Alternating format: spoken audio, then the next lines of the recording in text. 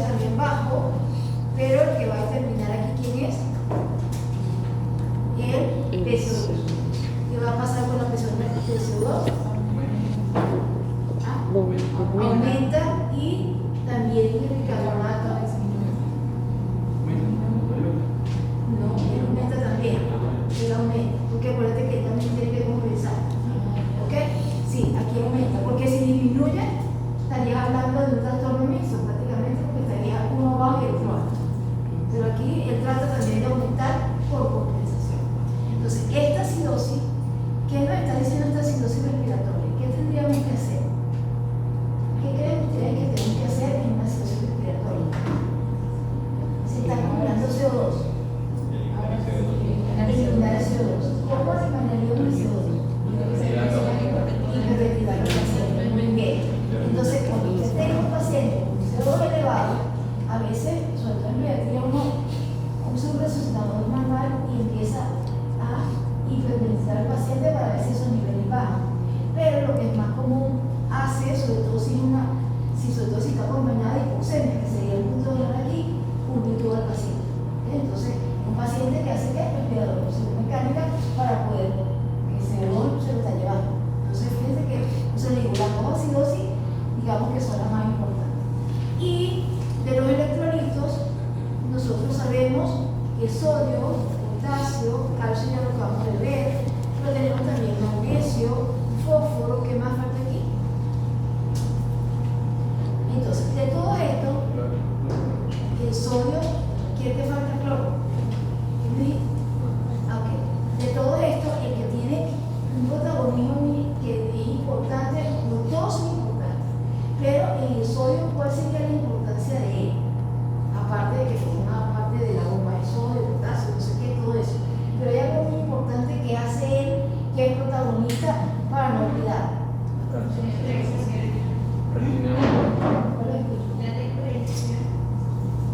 No, en descolonización es importante, pero no es en eso lo que es más importante. No es la entrada y salida de agua. Muy bien. Si ustedes saben que el gradiente del sodio para donde se va se lleva el agua, usted ya tiene fácil de entender si el paciente está en hipo o en hipernatremia, qué consecuencias le va a traer al paciente. Porque si está en hiponatremia, ¿qué pasa? El sodio está bajo en todo. Donde cuando yo digo que tiene una hiponatremia, ¿dónde está el vaso seco? ¿Dónde está el sodio bajo? En sangre. Entonces el escape líquido va a ser para dónde? Acá. ¿Para dónde? Para el intersticio, ¿cierto? ¿O no? ¿Sí? ¿O no? Porque el sodio está bajito aquí, no hay quien no traiga el agua. Ahí sería en la hiper. Porque si yo tengo el sodio aquí alto, ¿para dónde se va a ir el agua? Para acá. Entonces, el sodio aquí está bajito. Tiene más fácil, puede escapar, se puede demorar. Pero no le arrastra, no es que el sodio está bajito en vaso. ¿Cuál es el valor normal del sodio? Si los dos van a producir problemas neurológicos. Uno aquí, porque aquí se va a agua y va a llegar más agua allá. Y aquí va a haber por escape, va a haber más edema, va a haber extravasación, va a haber mayor permeabilidad. Entonces, ¿cuál es el valor normal? 135 a 145. Quiere decir que si yo estoy aquí abajo, tengo hipo, y si estoy aquí, tengo hipo. ¿Ok? Esta hipo se relaciona con pérdidas. Pérdidas pueden ser con otra pérdida. Quemaduras, ¿qué más? Diarreas, ¿qué más? Vómitos. ¿Y por qué tendría una hipernatremia? Ya vimos una. ¿Dónde hipernatremia?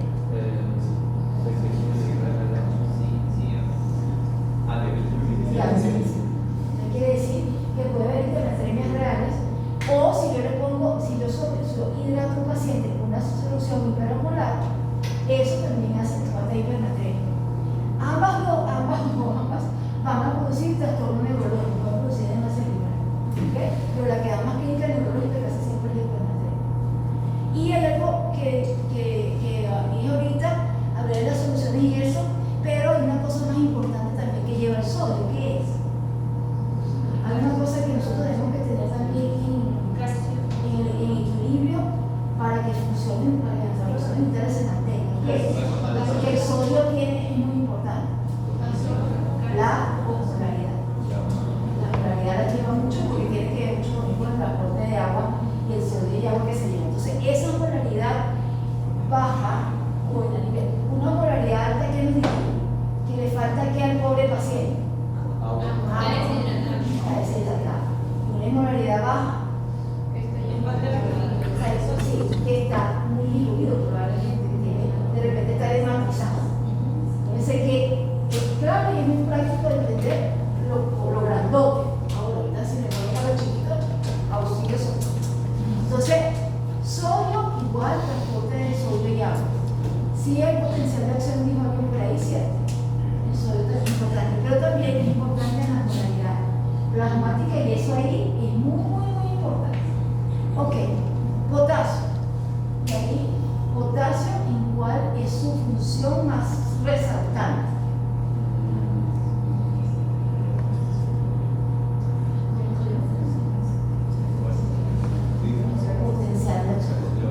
Potencial de acción. Potencial de acción cambia, que conocemos en la primita aquella famosa. Entonces, todo trastorno de potasio va a tener una manifestación incluso en el EKG. El paciente tiene una hipercalesia, tiene unas ondas picudas, pero si tiene una hipocalemia, generalmente tiene más posibilidad de hacer ¿qué? ¿Qué pasa si el potasio está bajito? ¿Qué le pasa al pobre corazón? ¿Qué le puede pasar? Se bloquea. Y el potencial de acción está plano. El potencial de acción no se puede, no hay posibilidad de que de repente se desencadene. Y si está plano, si yo tengo, o digamos, disminuido, mi potencial de acción está, sí, no es que no hay, pero digamos que está bajito, y aquí tiene el otro, se bloquea la parte eléctrica del corazón. ¿Qué puede pasar si yo tengo muchos espacios aquí sin contracción o sin despolarización? ¿Qué podría pasar de forma compensatoria? Algo que se asocia mucho con las hipocalemias. ¿Qué pasaría? Que yo tengo mi sistema eléctrico, tengo un nodo sinusal, mi nodo AB, fibrilación, por ahí va, arritmias. Porque si este nodo no está completamente activo, tiene este auxiliar. Entonces, ¿qué hace? Compensa aquí con una arritmia que puede ser fatal. Tiene que responder porque el nodo, y eso es asociado a una hipocalemia, porque esa es digamos, es una función importante del potasio. ¿Qué más es importante del potasio? ¿En dónde más actúa la función? A nivel renal. A nivel renal, ¿en qué parte? Y es cierto, porque bien, ¿quién dijo renal? ¿Por qué? Está relacionado con la absorción y sí tiene relación con el sodio, me parece. Porque igual como. Y vamos a otra cosa que me dejaste recordar. El sodio es más y el potasio es más. Incluso cuando hay trastorno electrolítico del señor potasio sale para acá. Y por eso es que incluso es una de las causas de destrucción de celular, todo eso, el potasio sale más y es produce la hipercalemia, que son las complicaciones. Entonces, primero aquí hablamos del problema renal, ¿qué es renal? ¿Qué pasa a nivel renal con el potasio? Hay algo, si es cierto, el potasio tiene mucho que ver con la regulación del potasio, porque si, por ejemplo, el paciente tiene insuficiencia renal, ¿qué le pasa al potasio? No hubo una buena expresión. Si no hay una buena excreción, ¿cuál sería la manifestación? ¿Qué le pasaría al potasio? Hace una hipercalemia. Y eso hace que una se va a producir otra cosa, pero produce muy bien. ¿Qué más? Tiene actividad a nivel de algunas reacciones enzimáticas, y el potasio tiene mucho que ver también con el transporte de sodio y potasio, y él es intercambiador con los hidrógenos. Tiene esa posibilidad de ser intercambiador con los hidrógenos, se quiere decir que el apoyo es el en trastorno ácido. ¿Qué más? Tengo, entonces, lo que hice yo cuando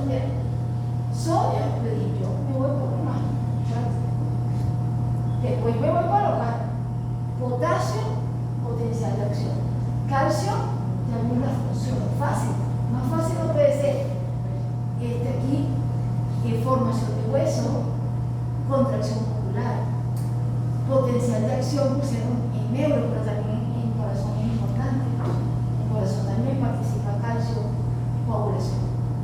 Y pusieron también la enzima. Es un cofactor de la activación enzimática. Y pusieron la proteína. Fíjense, facilito sin enredarse.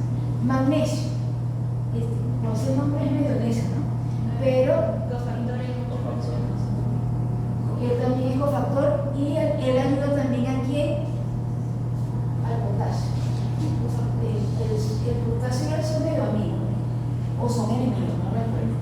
Pero aquí también tiene que ver con arritmia y contracción del cardiaco. Eso tiene que ver mucho con eso. Entonces, así fue que, y el fósforo más interesante todavía. Y ahí sí lo van a tener dudas. Si qué pasa si hay un trastorno de, por ejemplo, una hipofosfatemia, que es fácil, yo lo vi, digo, mira, si el estudio así se lo prende. ¿A dónde está el fósforo? ¿La formación de qué? AT. ¿De qué? Si no hay ATP, se imagina esa respiración celular, todo esto. Entonces, esa fue la forma en que yo vi un poco más entendible. Entonces, trastorno ácido básico y electrolítico no son una patología como le dijeron las muchachas, es cierto, los muchachos, no es una patología como tal, pero es una consecuencia de muchas patologías, puede colaborar como causa y como consecuencia de una patología y tienen que estar en equilibrio, porque si están mucho, van a tener una hiperbloqueo, lo que ellos apoyan va a estar hiperfuncionando, pero lo que si están en baja, por supuesto, lo que ellas son cofactores o lo que ellas contribuyen van a estar quizás un poco incumplidos, si lo pudiéramos entender, porque fíjense que hablaron de que había en caso de este estreñimiento, disminución de movilidad, cosas que tú dices, bueno, yo me voy a sentar aquí a entender, veo siempre. Entonces, así fue que yo pude entender un poquito más esto y vamos a ver qué hay aquí de cierto lo que yo puse. Cuando yo empecé aquí así, Dios mío, ha sido socorro. Esto me recordó cuando yo estudiaba, creo que bioquímica, ¿no? Bioquímica que nos dan lo que es la UTH, pero por supuesto estamos hablando de hidrogeniones. Los hidrogeniones nos hacen pensar en qué tipo de ambiente, ácido o alcalino. Entonces, fíjense que nos pone el doctor, si nos puso esto aquí grandote, defensa contra los cambios de pH. Sabemos, ya nos dijeron que por aquí están los buffers, nos nombraron por ahí.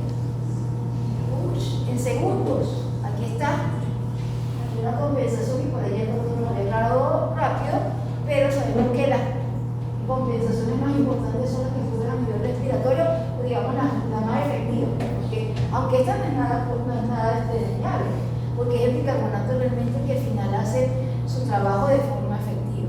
Pero fíjense, segunda línea de defensa, el centro respiratorio y el centro, por supuesto, renal, que digamos que al final aquí está, y ustedes estudiaron excelente, que ha sido volátiles y no volátiles. Ustedes volaron a estudiar todo eso. Pero nosotros tenemos aquí esto que es lo que yo amo, que es lo que yo digo que tengo que saber. Cuando el punto de honor, fíjense, dice aquí el pH de todo, pero el pH arterial, que es lo que yo voy a trabajar, tengo que ir promedio que 740, de 135 a 145. Yo me pongo contexto, yo soy lo que sé, que puedo utilizar al final. Aquí siguen muchas cosas, trastornos metabólicos, respiratorios, pero les ponen algo que siempre tiene que quedarles. Cuando disminuye o cuando el cociente se reduce, disminuye el pH, y estamos hablando de acidosis, pero cuando el cociente aumenta el pH y se habla de qué? De alcalosis. Entonces, eso es muy bioquímico, muy biofísico, creo yo, y creo que ustedes deben recordarlo más que yo, porque acaban de ver bioquímica hace como 2 siglos. Entonces, tenemos 3 parámetros que son importantes. Ya lo he dicho, pH, bicarbonato y CO2. Con esas 3 cosas usted puede interpretar si está en una acidosis respiratoria o una alcalosis respiratoria, en una acidosis o una alcalosis metabólica. Y el pH es el privado. El pH es el que resume si yo estoy en un lado o en el otro. Podemos tener trastornos donde hay un ácido base ahí mixto. Y ya las muchachas hablaron de el amiga, que yo hice la terapia intensiva y hoy lo entendí más, así que le doy las gracias al doctor Nacho, que nos hizo el favor de explicarnos un poquito más claro. Entonces, aquí ya lo hemos dicho varias veces, este es el ácido o acidemia, creo que es 35 y 745, y aquí nos ponen bien si está disminuido el bicarbonato de acidosis metabólica, si está aumento de CO2 de acidosis respiratoria, en la alcalemia y en la que tiene fase de alcalosis va a ser bicarbonato aumentado, alcalosis metabólica, pero una disminución de PCO2 a favor es de una alcalosis respiratoria. Interesante, buenísimo. Aquí, letras chiquiticas, siempre les digo que lean las letras chiquititas porque fíjense lo que el doctor les marcó. Él marca más que lo que pasa en cada uno de ellos, que ya lo hemos visto, les ponen la compensación. Cuando te ayuda la compensación en cada uno de los límites de compensación. De verdad que, bueno, es que el doctor es nefrólogo, por eso es que él ama los números. Y esto, lo bello que la doctora ya nos explicó, miren qué bonito nos pone cómo es normal. Este es normal.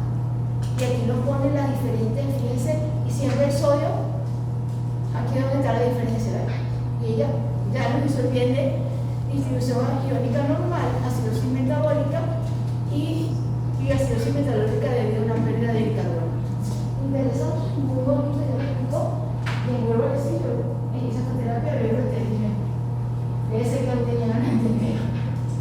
En acidosis metabólica aquí pone todo, ya que también lo explicaron, por aumento de los acidosis entre los ácidos endógenos o por los ácidos exógenos. Fíjense que ahí ponen el metanol y el glicol, que también es más de una medicina, aspirina, medicamentos, o sea, algo que vino un poquito y dice que la letalidad es elevada.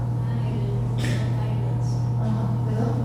Hay un acrónimo para todo eso, más pilots de metanol. No, doctora, ese no es. No es así que usted me esté diciendo. Yo estoy hablando de otro. Alcalosis metabólica pasaría que, ¿cómo sería que el bicarbonato? Aumentar, ¿verdad? Pero lo más interesante aquí miren las condiciones que nos ponen con alcalosis metabólica, miren, se asocia con hipocalemia, con vómito, con diarrea, con aumento de la cantidad de mineralocorticoides, diuréticos, síndrome de Bartter. Miren cómo nos ponen aquí. Estos cuadritos están interesantes porque te pueden poner hígado causas de alcalosis metabólica. Los exámenes de fisiología uno son bastante como más, digamos, más entendibles que los míos. ¿Ok? Ya están mirando con cara que me vaya. ¿Ok? Me avisa cuando esté más cerca. Entonces tenemos concentración y dilución de la orina. A ver por qué nos ponen eso aquí en hipocloros del sodio. ¿Por qué? Ya nosotros vimos algo de eso. ¿Qué pasa cuando la molaridad aumenta? Si la molaridad está aumentando. Hay una disminución de sodio en la orina. ¿Qué pasa si la molaridad está disminuida? Pasaría lo contrario. Entonces, concentración y dilución de la orina quiere decir que todos esos parámetros del sodio nos dicen si la ADH va a trabajar o no, ¿verdad? Porque nosotros ya vimos que si la molaridad, ¿dónde está aumentada la molaridad? ¿En la diabetes insípida o en el síndrome de secreción adecuada? ¿Qué pasa en la diabetes insípida? Hay un déficit o hay un aumento. ¿Qué hay? No hay ADH. Entonces el paciente, ¿qué pasa? Orina más. ¿Cómo está la molaridad? Aumentada. Esas preguntas se tienen en el examen. ¿Qué pasa entonces en el síndrome de secreción inadecuada? Está disminuida, entonces el paciente no orina. Pero también nosotros sabemos que hay condiciones que puede ser un paciente que tiene diarrea, y ya vieron la semana pasada, deshidratado. ¿Cómo está la molaridad de ese paciente? Puede estar aumentado. Está aumentado porque puede tener hipernatremia extraña porque tiene más pérdida de agua. ¿qué pasaría? ¿Qué haría el cuerpo para compensar eso? En el sistema renal que funciona se activaría. Ajá, ¿qué más se activaría? ¿Qué haría la DH? Aumenta el centro de la célula. Aumenta el centro porque necesita líquido. ¿Qué más? ¿Qué pasaría? Está hipernatremia el paciente, pero tiene pérdidas. ¿Qué haría el cuerpo? Deja de orinar porque necesita líquido, porque el pobrecito, entonces, hay más sed, hay urina, así que todo tiene que ver. Entonces, todo esos determinantes hacen que, vamos a ver qué puso el doctor aquí, como dice, cuando el consumo de agua es escaso, aumentan sus pérdidas, casualmente lo que estoy diciendo, los riñones conservan agua, pero la orina es concentrada. No hay menos orina, pero lo que bota es orina que está concentrada. Ese es un signo de que está deshidratado, porque tiene una orina muy concentrada. Cuando su ingesta es elevada, se produce un gran volumen de orina y la orina es diluida. Lógico, si usted se toma, por ejemplo, un vaso de Gatorade, porque es demasiado decente, cuando si la bebida espirituosa, usted orina más. Y eso tiene completamente claro, porque está aumentando la ingesta de líquido. Eso es importante. Entonces, él le pone los valores de molaridad, del molécula del agua, del volumen, dice volumen obligatorio de orina. Un ser humano de 70 kilos debe ingerir unos 600 milimoles de soluto al día. La capacidad de concentración máxima es de 1200 y le saca la foto. ¿Bien? Santa María. Pero aquí lo que nos quiere decir es que nos recuerda cómo se concentra y cómo se divide la orina. ¿Cómo se concentra la orina? Eso ya lo vieron. ¿Ah? ¿Qué tiene que ser la orina para concentrarse un poquito más?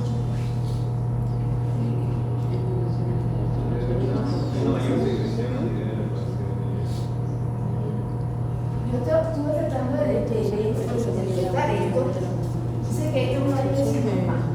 Sabemos que hay zonas donde hay reabsorción. Lo más sensible, ¿cuál es? La mácula densa. La mácula densa, yo creo que si uno se puede hacer, ¿qué va a decir la mácula densa? Va a decir realmente cómo está llegando, qué se necesita ahí. Que dice si es agua o si es sodio. Y se va a decidir cuál de las zonas se resuelve más agua o sodio. ¿Qué es más fácil de resolver agua? ¿Qué es más fácil de resolver sodio? Ahí ella es la que va diciendo, va regulando, pero ¿por qué? Porque también depende de la actividad de la hormona tiroides. Entonces, eso es lo que va determinando. Ella tiene una serie de procesos, esos procesos ya se los saben ustedes, pero estamos claros que es la mácula densa la que detecta si hay sodio bajito, el sodio muy alto.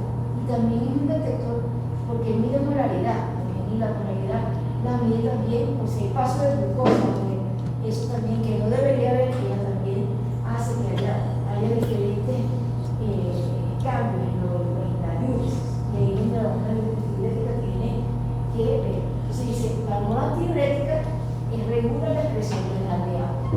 ¿Dónde se va a producir la hormona diurética? Sabemos que es en el núcleo allá de la neurohipófisis. Y miren lo que dice, si hay ADH, ¿qué va a pasar? Se reabsorbe más agua.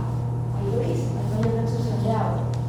Y así mismo, sí, pero ese es un mecanismo normal, ¿verdad? Que necesitamos para regular ¿qué? La molaridad. Pero nosotros estamos viendo fisiopatología, quiere decir que hay condiciones que van a hacer, no solamente se va, de acuerdo a la molaridad, vamos a tener reacción de la ADH, también tenemos, ya lo había dicho, por ahí unos hormoreceptores que van a hacer esos hormoreceptores, van a detectar cambios en la molaridad. Y ahí miren lo que les ponen ahí le pusieron ¿qué le pusieron ahí? Un vasito o una neurona, miren, es una neurona. Y eso también hace que haya cambios en y los hormoreceptores también van a determinar que la hormona antidiurética es un mecanismo compensador y los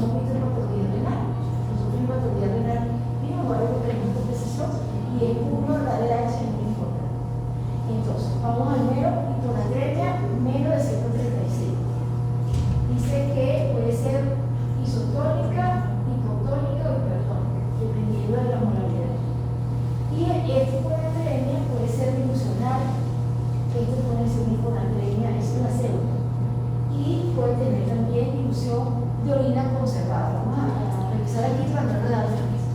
Entonces, tenemos tres tipos de hiponatremia: una isotónica, una hipotónica y una hipertónica. Fíjense que aquí les ponen algunas condiciones que pueden hacer que haya una pseudo hiponatremia, una hipertrigliceridemia, una hiperproteinemia. ¿Y por qué? Porque las proteínas y el sodio se acompañan. En el caso de que sea hipotónica, dilución de orina conservada y el paciente tiene poliquincia primaria, Yo digo, esto es más complicado que lo que yo leí. Dilución urinaria alterada, y en el caso de una hiponatremia hipertónica se asocia con un hiperglicemia. Recuérdense que es un transporte sodio con proteínas y también con glucosa. Eso, si alguien quiere por favor apoyarme, yo lo veo muy enredado. Yo lo veo mucho. Cuando lo leo ustedes, yo lo veo muy enredado. Para mí, una hiponatremia es un menor de 135, lo tengo aquí, y lo acompaña. O hay agua poquita o hay agua mucho. Agua que se mueve, agua que se limpia. Eso es para mí la hiponatremia. Pero aquí les ponen otras cosas. Ustedes tienen que verla con ojo pequeño o con ojo grande para poder entender. ¿Qué pasa si un paciente dice dilución de orina conservada, dilusión de orina alterada? Si es su presión normal de ADH, ¿qué va a pasar? ¿Qué pasa si es su presión normal de ADH? Ese es un síndrome de secreción inadecuada. ¿Qué pasa? ¿Qué pasa con el sodio? Piensa. Dice, debido a su presión a secreción no suprimida de ADH. Ay, Dios mío, bueno, la otra vez esta clase me va a llamar primera vez. Y vuelvo otra vez. Entonces, me voy para acá. Prefiero tener mi barato. Pero el problema aquí, ¿cuál es? Que ustedes lo van a cortar ahí. El examen sonoro se queda ahí. Claro. Por eso les digo, voy a pasar mi material donde yo leí. Entonces vamos a trabajar otra vez. Dilución de orina conservada, dilución de orina alterada. Esta está fácil. Supresión normal de ADH. ¿Qué va a pasar? Hiponatremia. La hiponatremia por dilucionar. Debido a secreción no suprimida de ADH, dice que volumen sanguíneo arterial efectivo reducido. Aquí miren lo que ponen, por hipovolemia. O sea, una hiponatremia acompañada de hipovolemia que tiene que acompañarse por pérdidas, que son diuréticos, diarrea, o puede tener una hiponatremia, como pasa igual que la supresión normal de la ADH, que se acompañe de hipervolemia. Eso le tiene yo no aquí. Si el sodio arrastra agua, yo voy a tener una hiponatremia real por pérdidas, por ejemplo, diarrea. O puedo tener una hiponatremia relativa porque hay un mayor volumen, diluye la cantidad de sodio que tengo aquí. Hay más volumen que eso. Eso sería una hiponatremia dilucional. ¿Se entiende así o no? Gabriel me dice que sí, pero ¿es cierto o no? Yo puedo tener una hiponatremia porque tengo más pérdidas, diarrea, todo. Para yo estoy perdiendo solamente el electrolito, estoy pidiendo agua. Por eso el paciente se deshidrata. Pero puedo tener una hiponatremia porque yo tenía sodio normal, pero aquí a un aumento de líquido. Dejó de orinar, por ejemplo, el paciente. Entonces yo tengo una hiponatremia ilusional. ¿Se entiende? Sí. Más claro, creo que es más claro. Tratando de resumir lo que yo veo ahí. Entonces, clínica de hiponatremia. Eso es muy importante. Náuseas, malestar general, cefalea, letargo, aturdimiento, convulsiones, COVID, paro respiratorio. Entonces me voy para acá. Porque la consecuencia es edema cerebral. Entonces, ¿qué pasa? Ya lo habíamos dicho. El paciente con hipo y con hiper puede producir edema cerebral porque si este es el vaso y este es el tejido cerebral y yo tengo el sodio bajito aquí, el sodio no se va a venir para el vaso, se va a escapar hacia el tejido, al intestino. Luego se deja cerebral y por eso entonces se pone metálico. Si es al revés, si el sodio está alto, vuelvo otra vez aquí si se entiende un poquito más, voy a sacar líquido del tejido, pero voy a llevar en este vaso, voy a llevar mayor cantidad de sodio y agua a otros tejidos. También al final voy a tener que una hipervolemia relativa también, que al final también va a aumentar permeabilidad y va a producir edema cerebral. Por la misma. Me voy, ¿sí? Vamos a entender que hipernatremia. ¿Por qué puedo tener hipernatremia? Ya mismo por qué. ¿Dónde era? Diabetes. Esa es una que ya conocemos y la tenemos que ir por la que conocemos. Y tenemos pérdida térmica, miren qué interesante. Pérdidas gastrointestinales, pérdidas urinarias. Pérdida de agua hacia la célula, dice que cuando hay ejercicio, que consuma sodio del máximo, porque sabríamos tenerla por ahí. Y esta carga electrogénica de sodio es muy interesante cuando usted utiliza soluciones con cloruro de sodio.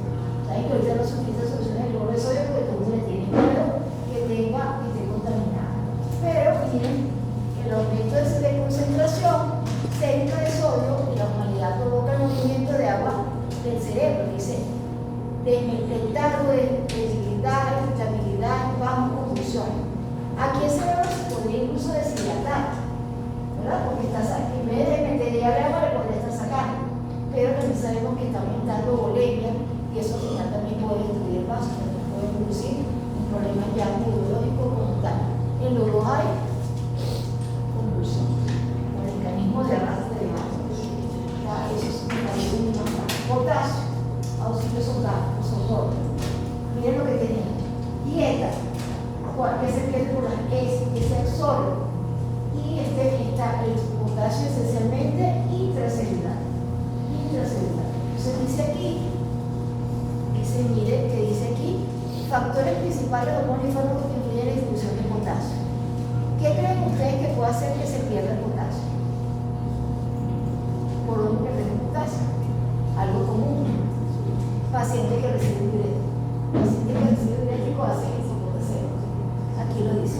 Miren el ejercicio fisiológico, mantener el potasio plasmático. Estas contribuyen a mantener el potasio prefisiopatológico. Desplaza el potasio plasmático respecto a lo normal. Normalmente el potasio intra, quiere decir que lo normal es que se vaya fuera de la célula. Equilibrio ácido básico, la molaridad del plasma, el ejercicio y la lisis celular. Todo esto hace, esto es lo más fácil de entender. Porque al complejo de la célula, el paciente tiene una lisis celular y se escapa potasio. Eso haría que tuviera una hiperpotasía. Eso es muy interesante. En pacientes con cáncer, la lisis celular es muy importante porque como hay gran cantidad de células, la lisis celular es una de las cosas que maneja mucho el oncólogo, que es una complicación importante del paciente con cáncer. Aquí volvemos, dice control renal del potasio. Vamos a ver qué dice, mantener el equilibrio del potasio, concentración de potasio, aldosterona. Ya sabemos que hay, aquí estamos hablando de qué, sistema de aldosterona, ADH, agua, fisiopatológico, dice velocidad de flujo de líquido tubular, el se habla de lo mismo. Pero nos ponen aquí que tengo que aumenta la secreción de potasio y aquí aumenta la pérdida de potasio que aumenta la reabsorción. Se pierde potasio, aumenta la absorción y aquí nos ponen que pasa en cada uno donde se resuelve y donde se secreta. Está bonito, creo que se nos bonito. El valor normal del potasio es de 3.5 a 5.5. Entonces, si tengo una hipocalemia, menos de 3.5, miren, disminución de ingesta. Por eso las sales vienen fortificadas con potasio. ¿Ok? Todo lo que es alimentos, lo que es el plátano, el tomate, tienen bastante potasio y por eso los pacientes los ponen a comer eso. Al mayor entrada a la célula, puede haber mayor entrada a la célula, si hay más potasio intracelular, disminuye el potasio que está en el vaso sanguíneo y eso produce hipocalemia. Y además puede haber, entonces, siempre no olvidar, o disminuye la cantidad, o se usa más, o se pierde más. Esto está más fácil de entender. Entonces, miren, ¿por qué hay mayor entrada a la célula? Por actividad de la insulina. ¿Se acuerdan? El mecanismo de la insulina, la insulina es importante para eso, acción beta-adenérgica alcalina, que dice parálisis periódica. Pérdidas gastroenteritis de potasio, ¿cuáles son? Sonda, secreción renal de potasio, pérdidas gastroenteritis como, ahí seguramente están las diarreas, pérdidas urinarias, se las había puesto, de aumento de la actividad mineralocardia corticoide, acidosis tubular renal 1 y 2, y algunos síntomas, y hasta pérdidas por glucoso de potasio. ¿Okay? Miren todo, entonces la hipocalemia tiene como más, está como más clara para entonces, ¿qué manifestaciones va a tener el paciente con hipocalemia? Arritmias cardíacas, ahí está, y puede tener también bloqueo cardíaco. Pero miren que puede tener debilidad muscular y otras, puede tener hipertensión, porque dice que puede actuar y produce vasoconstricción. Eso también se asocia al potasio. Aquí dice hipercalemia. ¿Qué condiciones hacen que haya hipercalemia? Más de 5.5, superación de células de estructura de la célula.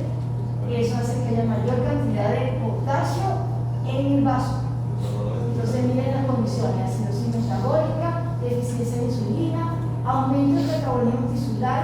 Quiere decir que si usted llega aquí y tiene un traumatismo, puede haber hipercalemia, porque hay ruptura celular.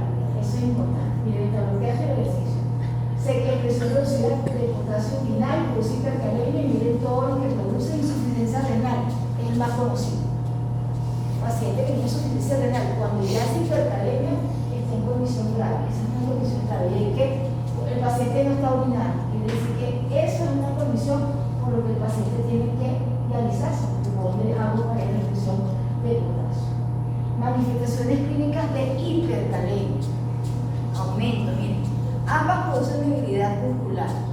Fíjense lo que el EKG ayuda mucho para saber si está en hipocalemia o hipercalemia. Ondas T altas y T cortadas, ondas T picudas, alargamiento del PRQRS, paro. La hipercalemia lleva al paciente a paro. Y miren lo que dice manifestaciones renales, y aquí le hablan del potencial de acción. El potencial de acción, tomemos en cuenta que el músculo no solamente es músculo cardíaco, también está el músculo estriado, y ahí te pasa todas las complicaciones, donde ya el periodo estriado agarrando un poquito de cuerpo a esto. Entonces, del calcio, gracias a Dios, vinieron muy especialistas en metabolismo del calcio, pero aquí nos hablan de los 3, ya son las 12. Me salvé, pero miren, la reabsorción de sodio, papel renal y la absorción del calcio que hay, por supuesto, que tienen los alimentos. Y vamos a ver qué otra cosa en este segundo que me queda acá, pero la PTH, ya se empeñaron a hablar de todo. Fósforo, ya le dije que magnesio, vamos a ver si lo que yo dije es cierto. Magnesio está más fácil, o se pierde o no lo tiene. O se pierde, prácticamente se pierde. ¿Y qué va a tener? Hiperexcitabilidad muscular, betalia, convulsiones. Miren, puede asociarse a hipocalcemia e hipopotasemia. Magnesio él acompaña a sus amigos electrolitos. Y miren todo lo que puede producir hipoglucemia. Gracias a Dios, la Virgen a Dios, y esto se acabó. Ay, no, que gracias a Dios, no puede ser así, pero si son fuertes,